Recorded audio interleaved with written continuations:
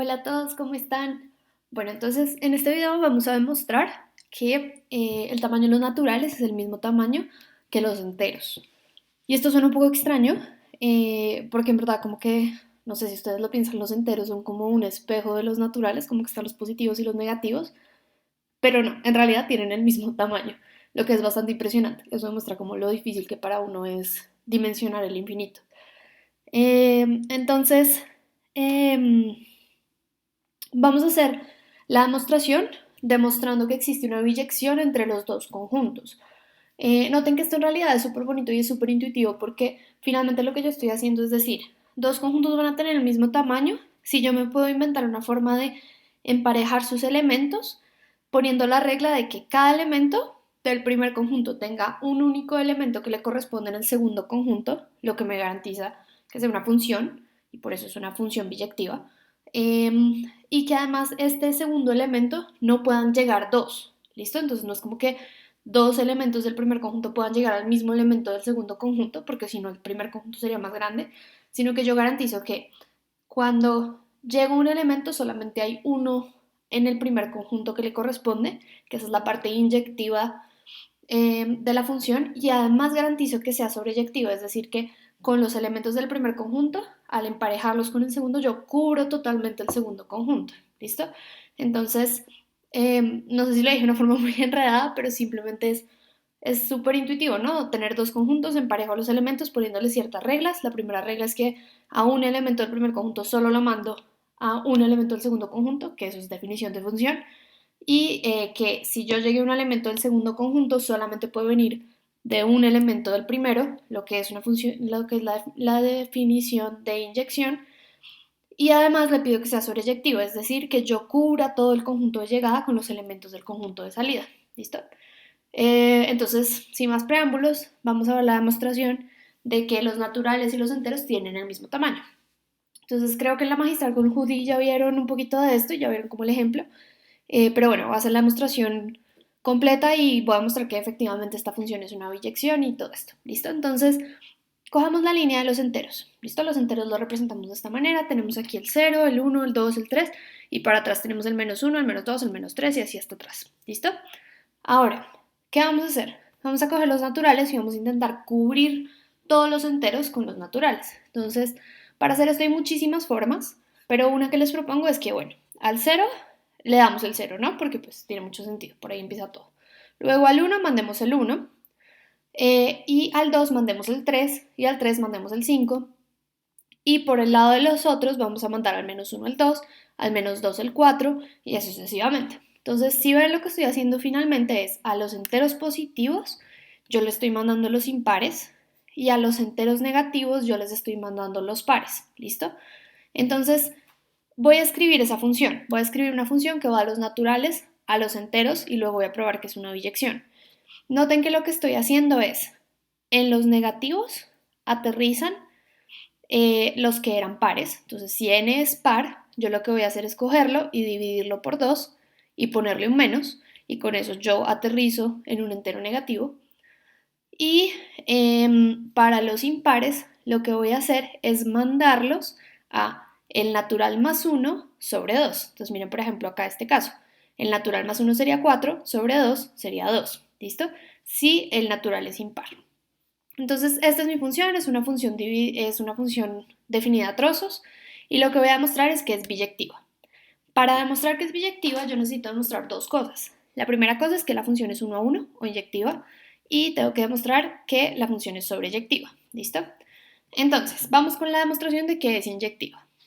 Entonces, ser inyectivo, recuerden, es que si yo aterrizo en un punto, tuve que venir únicamente de un x, no puedo venir de dos x distintos. Entonces lo primero que voy a hacer es coger dos x en el conjunto inicial, o dos n's en este caso, pues porque son naturales. Les puse n's, pero les hubiera podido poner x, eso no importa. Cojo dos n's en el conjunto inicial que sean diferentes entre ellos. Y esto es súper importante. Siempre me lo como, pero es súper importante. Y vamos a suponer, por contradicción, que llegan al mismo punto. ¿Listo? Noten que esto es una contradicción con el hecho de que sea 1 a 1, porque si yo llego al mismo punto, tengo que venir del mismo punto si soy inyectivo. Aquí parto de puntos distintos, digo que llego al mismo, eso querría decir que no es inyectivo. Entonces, Noten que aquí, yo como tengo esta función por pedacitos, tengo dos casos. El primer caso es que yo haya caído acá, o el segundo caso es que yo haya caído acá. Si yo caí acá, quiere decir que esta función es positiva, ¿listo? Entonces, si el número resultante es positivo, ¿esto qué quiere decir? Que estoy utilizando este pedazo de la función, ¿cierto? Porque miren que acá siempre va a caer en un negativo porque n siempre es positivo. Entonces, si esto es positivo, si f es positivo, eso quiere decir que tuve que partir de un n impar. Tanto n1 como n2 son impares. Por lo tanto, puedo reemplazar esta función tanto para n1 como para n2 y yo sé que cuando les aplico la función son iguales. Ahora lo que voy a hacer es multiplicar ambos lados por 2. No estoy haciendo nada ilegal, con eso se me van los dos de abajo. Después lo que voy a hacer es restar a ambos lados un 1. Con eso yo voy a poder cancelar estos unos y voy a llegar a que n1 es igual a n2. Y aquí está la contradicción, porque yo había dicho inicialmente que n1 era distinto a n2. Por eso les digo que este es el pedazo importante, no se les puede olvidar. Miremos el caso 2. El caso 2 lo que yo digo es, bueno, partamos de un f que es negativo, ¿listo? Entonces recuerden que son iguales, partamos de que son negativos. Si esto es negativo, quiere decir que yo estoy en este pedazo de la función, ¿vale? Entonces lo que puedo hacer es, tanto para n1 como para n2, yo puedo reemplazar la función y con esto multiplico por menos 1 ambos lados. Multiplico por 2 y con eso se me cancela y yo llego a que n1 es igual a n2. Y esto es una contradicción de nuevo con el hecho de que yo haya cogido n1 y n2 distintos. Entonces la única forma de que esto funcione es que mi función sea inyectiva. Ahora nos falta probar que es sobreyectiva para que la función sea biyectiva. Entonces, probemos que es sobre. Recuerden que ser una función sobreyectiva quiere decir que en cualquier punto que yo aterrice, en cualquier punto del conjunto de llegada, tiene que haber alguien del conjunto de salida que al aplicarle la función llegó a ese punto. ¿Listo? Entonces voy a coger a alguien en el conjunto de llegada, es decir, voy a coger a alguien en los enteros. Y voy a coger un cualquiera, un z perteneciente a los enteros, y noten que este z de nuevo puede ser positivo o puede ser negativo. Entonces, si este z es mayor que 0, si es positivo, yo necesito encontrar a alguien en el conjunto de inicio que caiga en este z positivo. Entonces, les voy a dar acá un truquito y es, siempre tengan como una hojita borradora al lado en donde hacen este cálculo de acá. Entonces, noten que si z es mayor que 0, estamos en el pedazo de la función en donde yo estoy utilizando esto, ¿cierto? Porque esto es positivo mientras que esto va a ser negativo, entonces si z es mayor que 0 quiere decir que esto es positivo. Entonces yo voy a igualar esto a z y voy a encontrar el n en función de z tal que me vaya a dar z, ¿cierto? Entonces, en otras palabras, yo z lo igualo a n más 1 sobre 2. En ese caso, yo voy a encontrar que n es igual a 2z menos 1, ¿cierto? Entonces, al final lo que estoy haciendo es encontrar el n tal que al aplicarle la función me dé z. Noten que si yo, como voy a hacer aquí ahorita más adelante, si yo hago f de n utilizando este n de acá, yo voy a tener n más 1 sobre 2, n es 2z menos 1 más 1 sobre 2, entonces aquí se me cancela el 1 con el 1, luego el 2 con el 2 y me queda z. ¿Listo? Y entonces ahí precisamente encontré el n tal que yo llego al z. Noten que además es importante que este n pertenezca al conjunto de salida, entonces tengo que poder demostrar que este n es positivo, perdón, es natural, que implica ser positivo. Y además necesito probar que este n es impar para que valga esta función. ¿Listo? Entonces, se los dije un poco desordenado, pero entonces retomémoslo en orden. Como z es mayor que 0, yo sé que estoy llegando a un número positivo. Por lo tanto, yo estoy usando el pedazo positivo de la función y con esto despejo el n tal que voy a llegar a ese z en mi hoja de borrador. Entonces, z mayor que 0, tome un n igual a 2z menos 1. Sin la hoja de borrador, esto parece como sacado de la nada. Note que el n va a pertenecer a los naturales, ¿cierto? Porque yo simplemente estoy cogiendo un número entero, multiplicándolo por 2 y restándole 1. Este número entero además tiene la característica de ser mayor que 0, entonces pues no importa, va a ser un natural. Y noten que el número más chiquito que podría ser acá es un 1. Entonces si yo hago 2 por 1, me queda 2 menos 1, 1. Entonces sigue estando entre los naturales.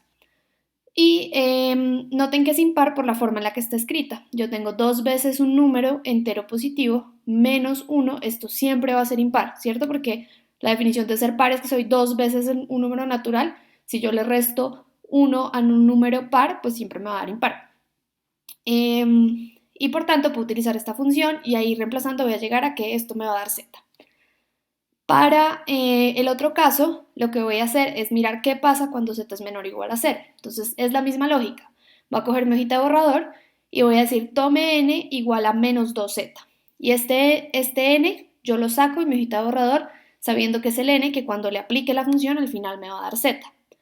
Note que n pertenece a los naturales. ¿Cómo sabemos que n pertenece a los naturales? Pues porque aquí tenemos z, que es un número negativo o igual a 0. Si el número es negativo, negativo por negativo me va a dar positivo y dos veces algo positivo, pues ya, me quedo positivo. Entonces va a ser natural. Y note nada más que es par, ¿cierto? Porque si yo tengo dos veces un número positivo, con el menos y el menos de acá, eso es precisamente ser par. Por lo tanto, yo le puedo aplicar la función que viene para los pares. Me voy por el lado par, esto me queda menos 2n sobre 2. Y reemplazando este z de acá me queda menos 2z sobre 2, se me cancela todo y llego precisamente a que esto va a dar z. Que demostré que sin importar cuál sea el z que yo coja en el conjunto de llegada, voy a tener algún n en el conjunto de salida tal que aterrice en ese z. Es decir, que la función es sobreyectiva. Como la función es sobreyectiva, como la función es inyectiva, va a ser biyectiva porque se cumplen las cosas al mismo tiempo. Entonces, los tamaños de los dos conjuntos son iguales.